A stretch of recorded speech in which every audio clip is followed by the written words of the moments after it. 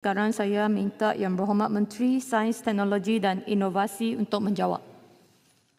Terima kasih Puan Yang di-Pertua. Salam sejahtera, salam Malaysia Madani.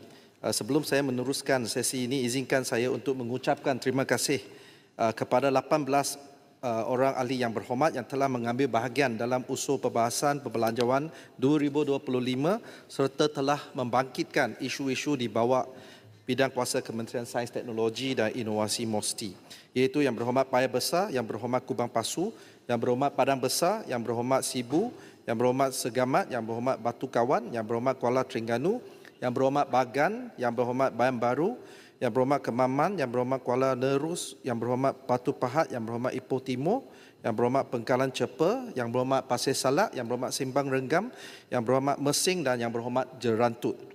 Bajet Malaysia Madani untuk MOSTI bagi tahun 2026 memperlihatkan kenaikan bajet mengurus berbanding tahun lepas, iaitu sebanyak RM759.68 juta atau 2.8%, manakala bajet pembangunan menurun sedikit kepada RM516.21 juta berbanding RM536.62 juta pada pagi tahun 2025. Ini merupakan satu penurunan yang tidak drastik memandangkan beban kerajaan yang berat untuk kenaikan gaji kaki tangan kerajaan sebanyak RM18 bilion untuk fasa kedua SSPA pada tahun ini. Komponen bajet pembangunan tahun 2026 turut menunjukkan beberapa perubahan ketara berbanding dengan tahun lepas, iaitu pertama, kenaikan kepada pembangunan perkhidmatan STI Sains, Teknologi dan Inovasi kepada RM229.07 juta, iaitu peningkatan sebanyak 62% berbanding tahun 2025. Manakala penurunan pada komponen penyelidikan STI kepada RM103.14 juta berbanding RM172.47 juta. Dan bajet pengkomersialan STI turun kepada RM184 juta berbanding RM222.66 juta tahun lepas. Bagi tahun 2026, kerajaan akan memfokuskan untuk pembangunan syarikat pemula berasaskan teknologi dalam negara. Dalam hal ini, mesti akan terus memperkasa pembiayaan dan dana terutamanya bagi aspek pengkomersialan teknologi tempatan. Ini bagi meneruskan agenda negara supaya menjadi antara pencipta teknologi terunggu di rantau ASEAN, juga berdaya saing di pesada global. Puan di-Pertua, ahli-ahli yang berhormat, terlebih dahulu saya ingin mengucapkan terima kasih kepada Yang Berhormat Kubang Pasu kerana telah menyentuh mengenai isu bajet pembangunan MOSTI yang menurun bagi tahun 2026. Seperti penerangan saya tadi, penurunan bajet pembangunan ini tidak drastik, namun memperlihatkan peningkatan sebanyak 62% bagi menaik taraf perkhidmatan STI yang ditawarkan oleh agensi seperti Jabatan Kimia Malaysia, Agensi Angkasa Malaysia, Agensi Nuklear Malaysia dan Jabatan Tenaga Atom. Ini penting memandangkan agensi-agensi ini menjadi sokongan teknikal bagi pelbagai agensi penguatkuasaan dan pemantauan dalam negara. Saya juga menghargai keprihatinan Yang Berhormat Simpang Renggam dan Yang Berhormat Pasir Salak mengenai peruntukan R&D yang kecil dalam bajet 2026 berbanding sasaran 2.5% di bawah RMK 13 serta sarana supaya peruntukan untuk penyelidikan dan pembangunan negara ditingkatkan untuk mempercepatkan peralihan ke arah negara berteknologi tinggi. Untuk maklumat ahli-ahli yang berhormat, data rasmi Kuala Terengganu. Saya agak risau dengan penurunan dalam peruntukan bagi tujuan penyelidikan ni. Terutama sekali walaupun sasaran kita dalam rancangan Malaysia ke-13 untuk meletakkan sehingga 2.5%, tetapi sampai sekarang saya tengok kita tiada meletakkan KPI yang jelas untuk capai 2.5% tu. Kemudian satu lagi berkaitan dengan sumbangan. Kita tahu kerajaan tidak mempunyai peruntukan yang mencukupi untuk membiayai dalam jumlah yang besar pendidikan. Kerana itu kita mengharapkan penyertaan sektor industri. Tetapi saya tengok trending sejak tahun 2023 berlaku penurunan yang mendadak daripada 30%, 35%, dan sekarang ni tinggal 15% sumbangan daripada pihak industri. Jadi sekiranya ini tidak dapat ditangani dengan segera, saya takut hasrat kita untuk membudayakan pendidikan di dalam Malaysia, lebih-lebih lagi kita punya rancangan kita untuk menjadikan teras teknologi ini sebagai antara faktor pemecut pembangunan kita. Bagaimana pandangan Menteri? Terima kasih Kuala Terengganu yang merupakan mantan timbalan Menteri Mosti yang begitu arif dengan bab ini.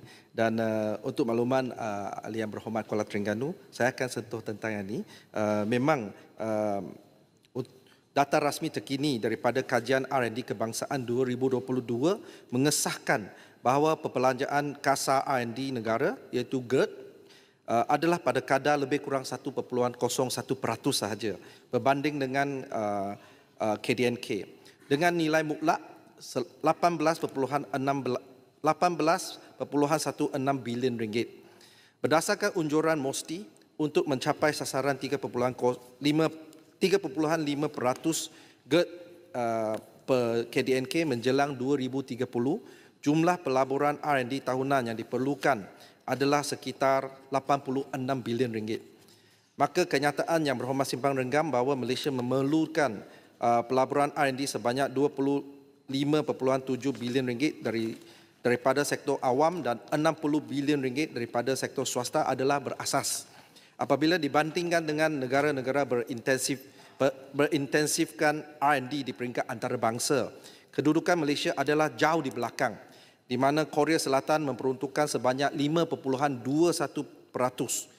Jepun sebanyak 3.41% dan Singapura sebanyak 2.16% daripada KDNK mereka.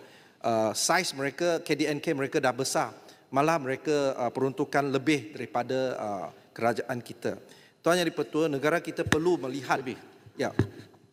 Kita ada angka ke perkembangan dari segi yang dana endowment yang kita sudah banyak tahun kita, jadi macam mana perkembangan, bagaimana komitmen yang diberi oleh syarikat-syarikat besar di dalam melabur di dalam penyedikan, atau ada rancangan undang-undang barangkali untuk meletakkan peratus tertentu yang diwajibkan kepada supaya kita dapat melihat perkembangan yang jelas dari segi kenaikan di dalam peruntukan di pihak industri di dalam, dan mungkin insentif yang bersesuaian. Terima kasih. Terima kasih Kuala Terengganu. Memang saya akan sentuh selepas ini tentang prestasi MSE, Malaysia Science Endowment, dan juga pada setakat ini belum ada lagi kesediaan untuk kita mengubah undang-undang untuk menetapkan 1% GERD per KDNK untuk makluman Kuala Terengganu. Kubang Pasu. Minta laluan Yang Hormat Menteri. Terima kasih. Terima kasih Puan Yang di-Pertua. Saya nak memberi sedikit pandangan berhubung dengan peruntukan untuk R&D yang kita beri selama ini. Ini urutan daripada perbincangan tadi. Kalau Menteri pergi yang lain tu dah kena patah balik pula. Setiap kali Yang Hormat Menteri buat penggulungan ataupun jawab soalan, saya selalu sebutkan tentang kita ni ketinggalan jauh daripada negara lain. Tetapi cita-cita kita besar. Kita nak menjadi sebuah negara yang menggunakan teknologi tinggi untuk projek yang berimpak tinggi dan sebagainya. Tetapi dari segi peruntukan kita nampak macam dia tak sejajar dengan apa yang kita matlamatkan. Umpamanya untuk tahun 2026, peruntukan kita untuk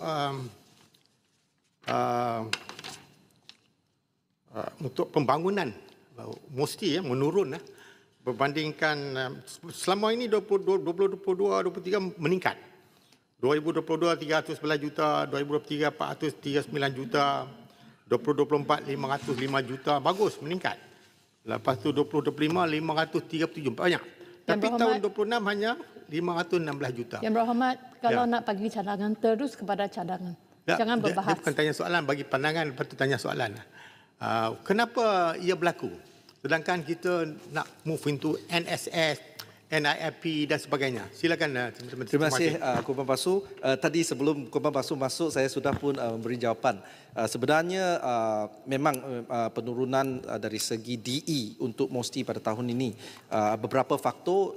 Memang salah satu adalah keadaan geopolitik yang geoekonomik yang tidak menentu. Yang keduanya beban kerajaan yang besar kerana perlu memberikan kenaikan gaji kepada kaki tangan kerajaan, dan untuk fasa kedua SSPA tahun ini adalah sebanyak 18 bilion ringgit. Maka adalah pemotongan dari kementerian-kementerian tertentulah, termasuklah MOSTI. Tetapi seperti yang saya sebut tadi, penurunan ini tidak drastik dan kita boleh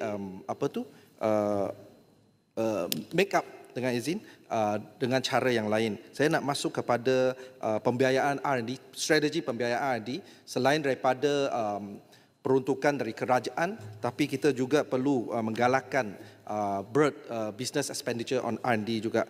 Dan negara kita perlu melihat kepada satu peralihan dalam strategi pembiayaan R&D. Adalah penting untuk melihat bahawa perbelanjaan R&D bertumpu pada bidang-bidang strategik negara seperti semiconductor, E&E, bahan termaju, bioteknologi dan kecerdasan buatan supaya penjanaan ekonomi yang setara diwujudkan. Strategi utama bukan lagi bergantung pada tambahan perbelanjaan besar daripada kerajaan semata-mata, tetapi juga melalui lonjakan pelaburan R&D yang diterajui oleh sektor swasta, iaitu industri.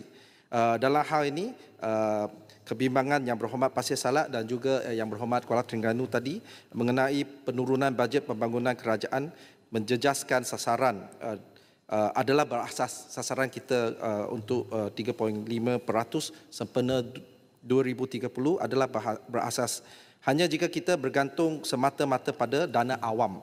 Yang penting kita perlu fokus terhadap R&D di pihak swasta juga.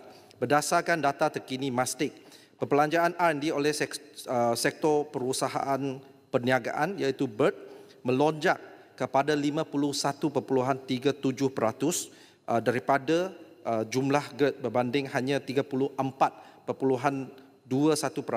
pada tahun 2020. Ini menunjukkan komitmen swasta yang konsisten. Namun cabaran utama negara adalah hakikat bahawa hanya 0.2% iaitu lebih kurang 2,697 syarikat daripada 1.1 juta perusahaan perniagaan di Malaysia yang aktif menjalankan aktiviti R&D. Oleh itu, kerajaan perlu beralih kepada peningkatan jumlah syarikat pemula yang melaksanakan R&D berimpak tinggi dalam negara. Dalam hal ini, fokus MOSTI dalam kapasitinya adalah untuk meningkatkan jumlah syarikat berasaskan teknologi melalui inisiatif strategik yang tidak semestinya memerlukan DE yang besar seperti NTIS, National Technology and Innovation Sandbox, yang mempercepatkan kelulusan regulatory untuk teknologi baru. Kedua, konsortium penyelidikan industri akademia, iaitu memadankan keperluan industri dengan kepakaran di universiti. Sebagai contohnya, kita akan mewujudkan satu konsortium semiconductor. Dan ketiga, insentif cukai R&D untuk menggalakkan syarikat melabur semula keuntungan dalam aktiviti R&D. Seterusnya, bagi merungkai kerisauan Yang Berhormat Bagan terhadap hutang negara dan keperluan untuk menambah baik dana R&D negara, kerajaan kini sedang menggerakkan sumber pembiayaan dana alternatif dengan penglibatan sektor swasta, terutamanya syarikat pelaburan berkaitan kerajaan ataupun GLIC, serta pihak industri yang diintegrasi melalui dana Malaysia Science Endowment, MSE. Bagi tahun 2026, MSE akan menerima peruntukan sebanyak 20 juta ringgit. Setakat ini sebanyak 110 juta ringgit telah dipersetujui oleh sektor swasta untuk dipadankan dengan MSE dalam bidang semiconductor, perubatan, oil and gas, aeroangkasa dan deep tech untuk projek-projek ADAIS bertaraf TRL 4 dan ke atas. Selain itu, 8 program dana padanan R&D hasil kerjasama strategik antarabangsa dengan kerajaan UK, Jepun, China, Indonesia, Jordan dan Turki serta platform multilateral e-Asia bernilai 83 juta ringgit dengan sumbangan rakan strategik melebihi 50% juga telah diperolehi. Dengan ini, mesti berharap lebih ramai lagi pelabur akan turut serta melabur dalam MSE bagi memperkukuhkan lagi ekosistem pembiayaan ini dan mengurangkan kebergantungan R&D kepada dana kerajaan. Seterusnya saya ingin merujuk kepada cadangan Yang Berhormat Paya Besar untuk memperkenalkan insentif. Saya tanya sikit tentang apa ni pelbagai pendidikan teknologi tadi disebut tentang semiconductor dan sebagainya, elektronik. Adakah dengan perjanjian tarif yang kita tanda tangan dengan Amerika nanti dalam keadaan Amerika bermasalah dengan syarikat-syarikat seperti Huawei dan sebagainya akan memberi kesan kepada pelbagai R&D di masa hadapan sekiranya pihak Amerika menganggap bahawa syarikat-syarikat ini tidak selari dengan kepentingan Amerika. Terima kasih. Terima kasih atas soalan itu, Kuala Terengganu.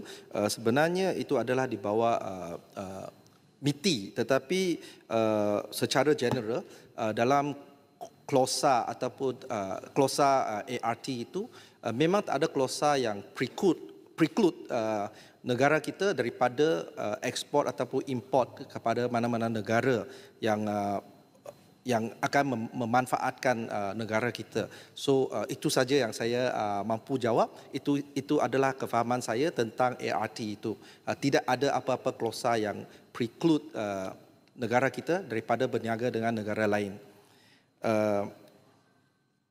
Mana saya?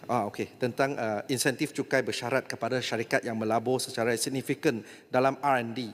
Dan dalam hal ini, untuk makluman Yang Berhormat, insentif cukai pelabur budiman dilaksanakan oleh Cradle Fund bertujuan bagi merapatkan jurang pelaburan peringkat awal dengan menggalakkan pelabur budiman ataupun angel investor untuk melabur dalam syarikat pemula teknologi peringkat awal di Malaysia menerusi pengecualian cukai.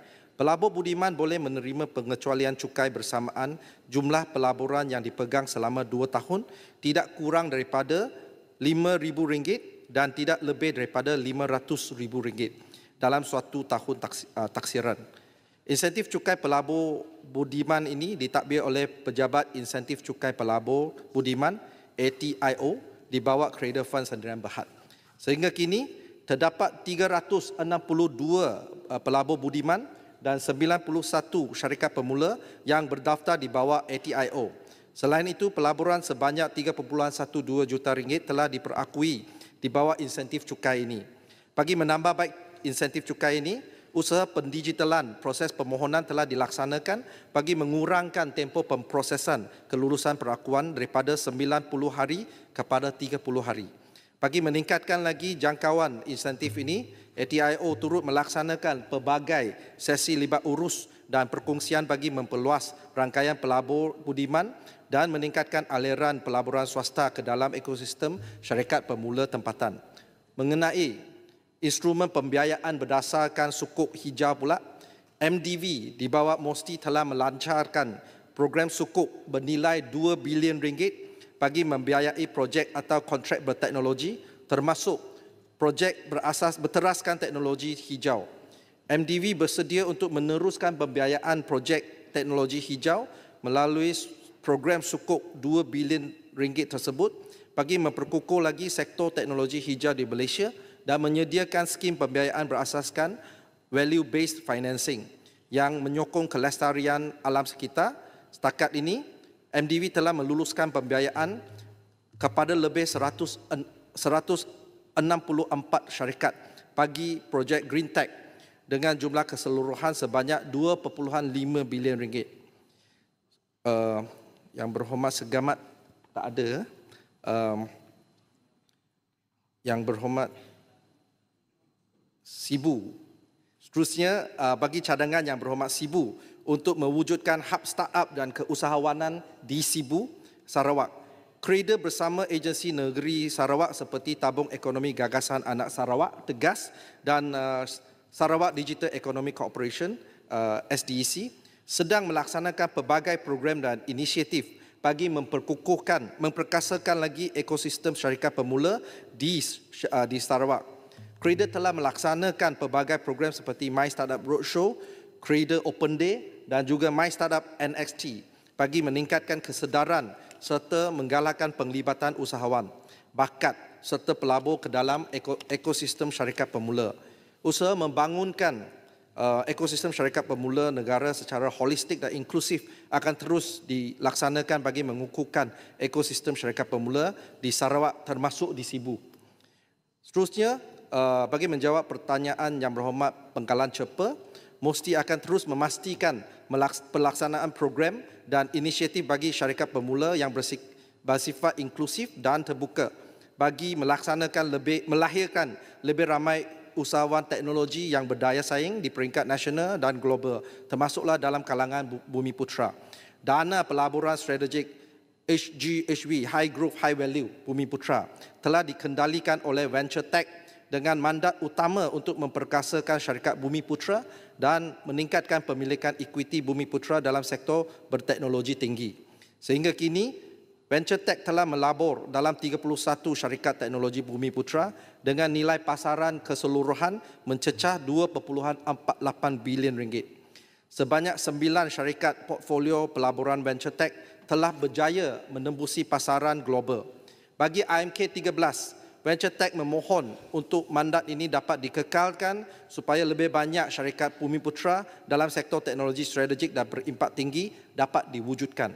Puan Dipertua, seterusnya mengenai pertanyaan yang amat baik daripada Yang Berhormat Kemaman, walaupun Kemaman tak ada dalam Dewan, tapi saya cuba nak jawab terhadap pengkhususan teknologi strategik dalam pembangunan R&D negara.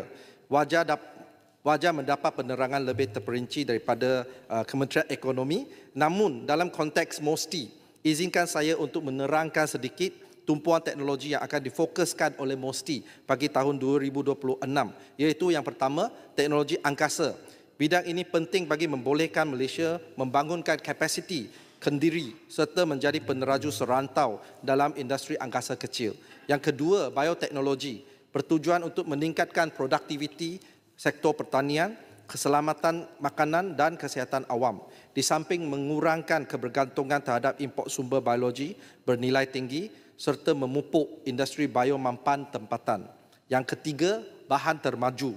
Fokus R&D adalah terhadap pembangunan bahan pintar, nanomaterial dan komposit mampan untuk aplikasi dalam sektor tenaga, otomotif, aeroangkasa dan elektronik. Yang keempat, teknologi hidrogen. Tumpuan kepada pembangunan rantaian nilai hidrogen merangkumi penghasilan, penyimpanan, pengangkutan dan aplikasi tenaga bersih dan mempercepatkan usaha Malaysia menjadi hub hidrogen serantau. Dan yang kelima, teknologi nuklear.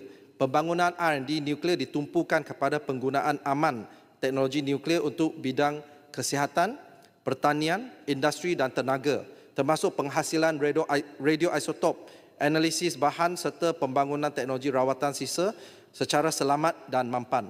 Walau bagaimanapun, kelima-lima bidang strategik ini tidak dilihat sebagai silo, malah R&D bagi teknologi yang dinyatakan boleh melengkapi antara satu dengan yang lain kerana berkembangan teknologi rentas bidang yang semakin pesat. Berkaitan dengan cadangan Yang Berhormat Bayan Baru tak ada. Yang Berhormat Batu Kawan tak ada. Saya skip. Tapi untuk menjawab secara general tentang inisiatif tentang semiconductor, saya nak memberi sedikit penerangan di mana agensi MOSTI, MIMOS memainkan peranan dalam memperkukuh ekosistem reka bentuk litar bersepadu, IC design dan juga teknologi digital negara. Sehingga 2025 Mac, bilangan paten yang difailkan dalam bidang semiconductor adalah sebanyak 330 paten. Dan untuk menangani isu keperluan kemudahan reka bentuk dan infrastruktur teknologi, program ini akan dilaksanakan bersama rakan pelaksana antarabangsa yang berpengalaman dalam pembangunan syarikat pemula semiconductor. MTDC, agensi MOSTI juga sedang berbincang dengan rakan pelaksana antarabangsa untuk menempatkan infrastruktur program di Malaysia. Selain itu, iTech MIMOS yang beroperasi di MIMOS Kulim High Tech Park berfungsi sebagai pusat rujukan teknologi dan reka bentuk bersama bagi industri E&E tempatan. Pusat ini menyediakan akses kepada peralatan pengujian termaju dan perisian reka bentuk secara guna sama dan kemudahan pembangunan proof of concept, prototype serta ruang inovasi bersama antara MIMOS, industri dan akademia. Melalui iTech MIMOS, syarikat pemula dan PKS dapat mengakses kemudahan dan kepakaran untuk mempercepatkan pembangunan produk dan inovasi pasaran serta menguji produk mereka dengan kos yang kompetitif. Melalui pendekatan ini, syarikat pemula tempatan bukan saja akan menerima pembiayaan permulaan tetapi juga akses kepada kemudahan teknologi bertaraf antarabangsa, bimbingan kepakaran dan ekosistem sokongan yang menyeluruh bagi memperkukuh daya saing Malaysia dalam industri semikonduktor. Seterusnya berkaitan dengan kenyataan daripada Yang Berhormat Ipoh Timur mengenai kekurangan kepakaran kuantum computing dalam agensi kerajaan. Untuk makluman Yang Berhormat, MOSTI melalui MIMOS Berhad telah menubuhkan Quantum Intelligence Center QIC pada Februari tahun ini sebagai pusat kecemerlangan penyelidikan dan pembangunan dalam bidang teknologi kuantum. Dan QIC ini memberi tumpuan kepada bidang seperti quantum AI, post-quantum cryptography, PQC, dan sensor kuantum. Pusat ini juga berperanan sebagai platform penyelaras bagi kolaborasi antara kerajaan, akademia dan industri. MIMOS mempunyai kepakaran dan pengalaman dalam bidang teknologi kuantum, khususnya dalam quantum key distribution, QKD, ataupun pengagihan kunci kuantum. MIMOS telah berjaya menjalankan demonstrasi QKD, ruang bebas ataupun free space QKD antara MIMOS di TPM, Teknologi Park Malaysia dan juga bangunan Sapura, sekaligus membuktikan keupayaan teknikal negara dalam R&D keselamatan komunikasi berasaskan kuantum. Dengan pencapaian ini, MIMOS menjadi peneraju awal bagi membuka jalan kepada pembangunan ekosistem teknologi kuantum di Malaysia. Puan Di-Pertua, bagi pertanyaan Yang Berhormat Ipoh Timur juga dan juga Yang Berhormat Jerantut mengenai usaha pembangunan industri hiliran REE, Agensi Nuklear Malaysia sedang melaksanakan beberapa projek penyelidikan strategik di peringkat pertengahan yang menumpukan kepada pembangunan teknologi pemprosesan mineral dan pengekstrakan unsur nadir bumi daripada mineral tempatan seperti monazite dan xenotim.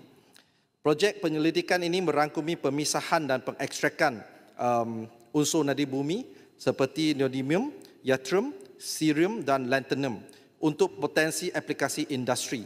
Hasil penyelidikan ini adalah untuk mewujudkan teknologi tempatan yang mampu menyokong pembangunan industri hiliran berasaskan nadir bumi, khususnya dalam sektor tenaga teknologi hijau dan digital serta elektronik dan pembuatan bahan termaju. Juga cadangan daripada Ipoh Timur untuk menubuhkan National Strategic Minerals Aggregator. Pada setakat ini kita akan tengok keperluan. Sekiranya ada keperluan kita akan kita akan menubuhkan. Sebab sekarang ada banyak jawatan kuasa dan juga program seperti REE Moonshot Program, National Advanced Materials Council, Special Task Force on REE dan sebagainya. Terima kasih Yang Berhormat Menteri Kakandaku. Saya nak patah balik kepada kriptologi.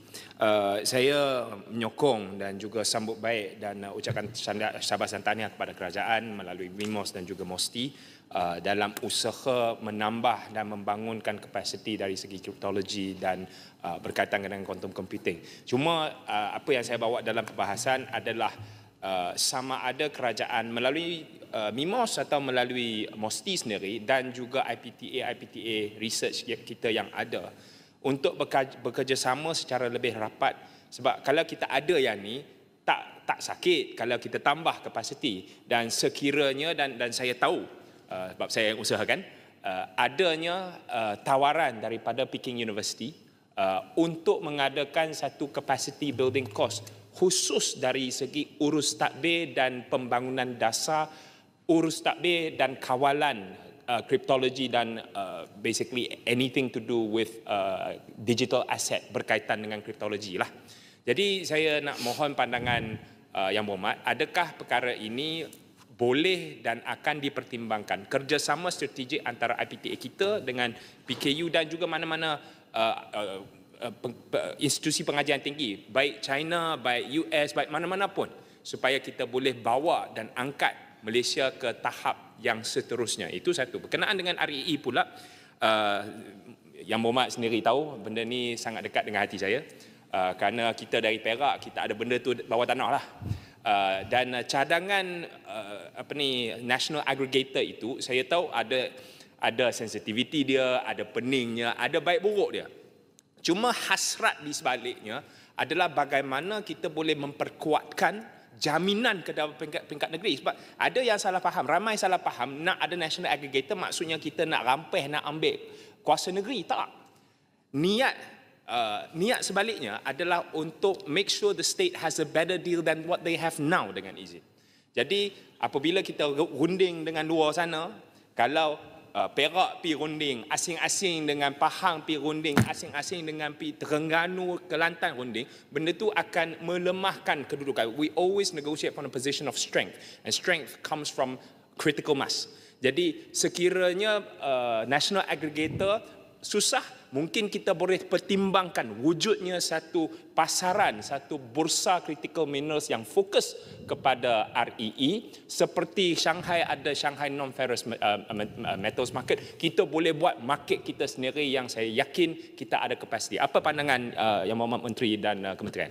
Yang Berhormat Menteri nak sambung terus atau sambung terus boleh. Saya akan rumuskan. Untuk menjawab dua soalan Ibu Timur tadi, yang pertama memang kita mengalu-alukan sebarang kolaborasi ataupun kerjasama sama ada dalam ataupun luar negara. Sebenarnya MIMOS sekarang pun tengah bekerjasama dengan Korea Selatan dalam teknologi kuantum, dan sekiranya ada universiti dari luar negara tu, for instance like Peking University, kita by all means kita mengalu-alukan. Yang keduanya tentang REE, seperti yang saya kata, kita sekarang ada banyak jawatan kuasa dan platform yang sedia ada. Cuma mungkin saya setuju dengan Ibu Timur, mungkin kita perlu melibatkan kerajaan-kerajaan negeri dalam platform-platform yang sedia ada tu. Kita akan bincangkan yang itu. Yang seterusnya, Yang Berhormat, Kuala Nerus berkaitan dengan insentif pelaburan hijau di Terengganu, sehingga kini sebanyak 12 projek utama penghasilan dan pembekalan hidrogen sama ada dalam bentuk amonia, metanol ataupun hidrogen manfaat sedang dirancang dan sebahagiannya telah dimulakan sama ada di peringkat kerajaan persekutuan ataupun kerajaan negeri. Untuk makluman Yang Berhormat, Malaysia Debt Venture iaitu MDV menawarkan kemudahan pembiayaan teknologi hijau di seluruh negara sehingga Oktober tahun ini. MDV telah meluluskan pembiayaan teknologi hijau sebanyak 192.5 juta ringgit kepada tujuh syarikat di bawah skim NETF, National Energy Transition Facility, dengan pembiayaan sejumlah 12.6 juta ringgit bagi teknologi hijau di Terengganu.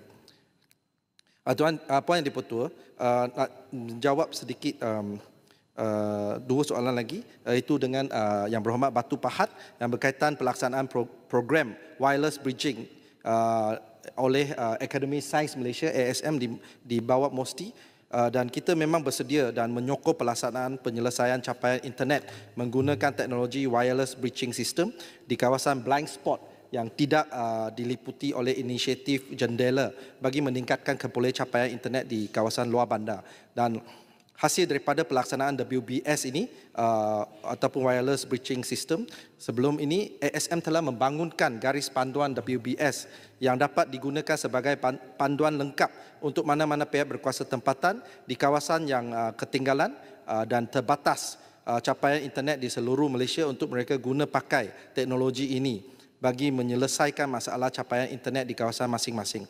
Dan garis panduan juga tersedia untuk dirujuk oleh mana-mana pihak yang berminat. Setakat ini di Johor telah mengenal pasti sebuah kampung yang berpotensi untuk menjadi lokasi penggunaan sistem WBS. Tertakluk jika peruntukan dapat disediakan, pihak Akademi Sains Malaysia bersedia bekerjasama dan memberikan komitmen untuk menjayakan inisiatif ini. Mudah-mudahan boleh dapat. Terima kasih Pak Menteri, terima kasih. Terima kasih Yang Berhormat Batu Pahat, dan seterusnya tentang penglibatan MISA dalam penghasilan peta bahaya seismik Malaysia seperti yang diutarakan oleh Yang Berhormat Mersing. Pihak MISA tersedia kepakaran teknologi angkasa dan bersedia bekerjasama dengan agensi-agensi berkaitan dalam membekalkan maklumat untuk pelbagai kajian, khususnya melibatkan pemetaan geospatial struktur geologi berasaskan teknologi angkasa. Ketika ini, MISA sedang melaksanakan inisiatif penyelidikan dan pembangunan untuk menentukan kesan gerakan permukaan bumi akibat kejadian gempa bumi di Malaysia menggunakan teknologi remote sensing dan teknologi interferometry. Mesti melalui MISA juga bersedia untuk terlibat dalam mengemaskini sebarang pemetaan berkaitan geospatial dan geoseismik, khususnya melalui penggunaan imej satelit serta teknik interferometry. Inisiatif ini akan dapat membantu usaha pengenalpastian kedudukan sesar, aktif dan kesan pergerakan permukaan bumi yang merupakan maklumat penting untuk tujuan pengurusan geobencana negara. Puan Yang di-Pertua, ahli-ahli yang berhormat, sekian saja maklum balas saya untuk kali ini dan terima kasih sekali lagi diucapkan Masa ada lagi semua. dan Tuan Pertua boleh tanya sikit Menteri? Ada lagi 9 minit. Ringkaskan. Boleh ya? Boleh. Ringkas boleh ya. Menteri. Boleh kan? Bukan selalu kita jumpa Menteri. Saya duk tengok dalam dia punya bajet ni. Commercialization ni dia bajet dia lebih besar daripada R&D ya. R&D 103 juta, commercialization 184. Mike sendiri saya tak tahu macam mana dia nak buat commercialization ni. Dia dapat banyak mic ni sampai 106 juta. Dia tak begitu seimbang sebab kita R&D kurang, commercialization banyak. Apa commercialization ni kita nak buat? Keduanya, saya lihat penglibatan mesti dalam semiconductors, E&E, NSS yang kita nak buat, NIP sebagainya begitu kurang sekali. Saya lihat MIMOS boleh main peranan ini. Dan saya nak bagi contoh, tadi Ipoh Timur sebut pasal organisasi di luar negara. Taiwan ada sebuah organisasi yang cukup hebat dalam bidang ini, iaitu apa yang dipanggil I3, Industrial Technology Research Institute, yang mereka champion benda ni. Tapi sekarang kita semiconductor dia tak ada champion. Crash lah buat, sinilah buat, dan kita will end with nowhere. Boleh tak Menteri, kita fikirkan bagaimana kita nak memperkasakan MIMOS ini sebagai menjadi the champion di institute untuk semiconductor especially. Yang lain-lain dia boleh buat lah, macam digital semua dia boleh buat. I know dia good with computer and all that. Saya kenal ramai former CEO MIMOS people. Minta apa ni pandangan Yang Berhormat Menteri. Terima kasih. Terima kasih Yang Berhormat Kubang Basu yang begitu arif dengan ekosistem ini. Sebenarnya memang tahun ini kerajaan memberi penekanan pada commercialization lebih daripada R&D. Dia terpulang pada fokus kerajaan untuk setiap tahun, di mana ada kalanya kerajaan memberi tumpuan pada R&D yang dia bersifat jangka panjang dan tak ada low hanging fruits. Tetapi pada tahun ini kerajaan rasa walaupun kita ada banyak produk R&D yang bagus, tetapi kalau kita gagal untuk commercializekan produk R&D kita, tidak gunalah kita duduk atas patent yang sedia ada. So itulah sebabnya tumpuan untuk tahun 2026 adalah pengkomersialan. Dan kita akan bincang dengan MOF. Menteri, saya tak apa nampak peranan Mike ni commercialization. Dia pun tak banyak research sebenarnya. So macam mana Mike boleh main peranan penting dan diberikan peruntukan yang begitu banyak? Yang untuk peruntukan yang banyak itu dia ada projek-projek khusus lah. Sebenarnya Mike dia bukan dari segi R&D, tetapi dari segi pembiayaan dana juga ada venture tech dan juga ada projek-projek khusus seperti konsortium angkasa, konsortium REE dan lain-lain. So pada tahun depan Mike akan memberikan tumpuan pada pengkomersialan teknologi REE juga, dan itu sebabnya kita memberikan peruntukan yang agak besar kepada Mike. Dan seterusnya tentang semiconductor, saya berterima kasihlah kepada Kubang Pasu, dan memang kita mengakui bahawa kita not enough, kita tak cukup baik dalam membantu sektor semiconductor ini, dan MIMOS boleh memainkan peranan yang lebih besar, tetapi itulah kita juga bergantung pada dana daripada kerajaan, tetapi kali ini kita Menteri, akan saya nampak sekarang ni macam Yang Berhormat, RE ni Combi Connector ni MITI duk buat. MITI is not a R&D organisation. Ya. So I think MIMOS mesti terlibatkan lebih aktif dalam benda ni. Terima kasih. Saya setuju. MITI lebih pada industri, R&D memang di bawah MOSI lah. And of course saya berterima kasih kepada Yang Berhormat sebab ini memang juga hasrat MOSTI supaya MIMOS boleh memainkan peranan yang lebih besar dalam pembangunan R&D semiconductor. Dan tahun ini juga kita akan mewujudkan satu konsortium di mana MIMOS dengan industri pemain-pemain industri untuk mewujudkan satu konsortium memberikan tumpuan pada advanced packaging dan juga IC design. Thank you. Terima kasih. So, Puan Dipertua, saya rasa dengan kata-kata ini, sekali lagi saya ucapkan terima kasih kepada semua ahli yang berhormat yang mengambil bahagian dalam perbahasan bajet 2026 ini. Kementerian Sains, Teknologi dan Inovasi mengambil maklum akan setiap cadangan dan isu yang diajukan oleh ahli yang berhormat dan sentiasa komited dan berusaha mengambil tindakan proaktif yang sewajarnya. Sekian, terima kasih. terima kasih. Yang